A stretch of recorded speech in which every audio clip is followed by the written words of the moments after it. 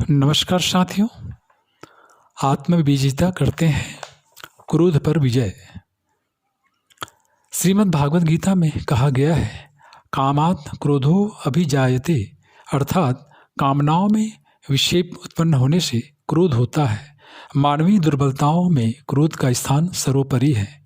मनुष्य के व्यक्तित्व का जितना ह्रास क्रोध के कारण होता है, उतना अन्य किसी कारण से नहीं होता।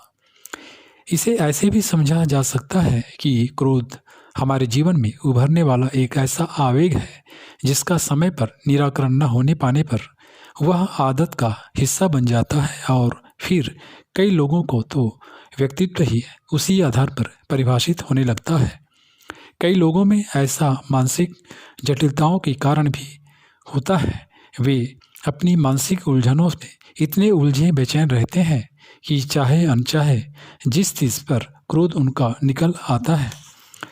इस तरह क्रोध को देखें, सामान्य रूपेण 3 कारण प्रमुख हैं।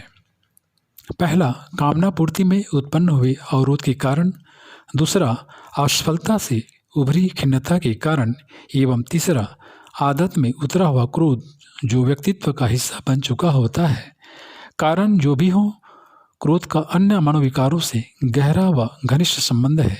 अस्थिरता, कुंठा, अहंकार, क्रूरता आदि इसके सहयोगी हैं। चिड़चिड़ापन व्यक्तित्व की दृष्टि से दुर्बल व्यक्तियों में उत्पन्न होने वाला भावेश ही है।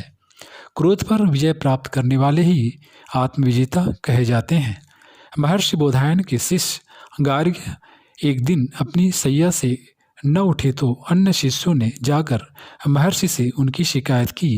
कारण जानने पर पता चला कि रात में एक सर्प आकर उनके पैरों के नीचे लेट गया और वे करुणावश कि उसकी निद्रा भंग न हो, इस कारण से पैरों को नहीं हिला रहे। थोड़ी देर में सर्प जागा और अपने गंतव्य को चला गया तो गार्ग्य भी अपने नित्य कर्म में संलग्न हो गए। अनेकों ने इस घटना को साहस के रूप में लिया तो वही महर्षि बोधायन ने इसे आत्मविजय का पर्याय बताया और यह कहा कि आत्मविजेता ही भावावेश पर नियंत्रण रख सकते हैं और ऐसे व्यक्तित्व ही क्रोध, भय, आवेग पर संपूर्ण नियंत्रण रख पाते हैं।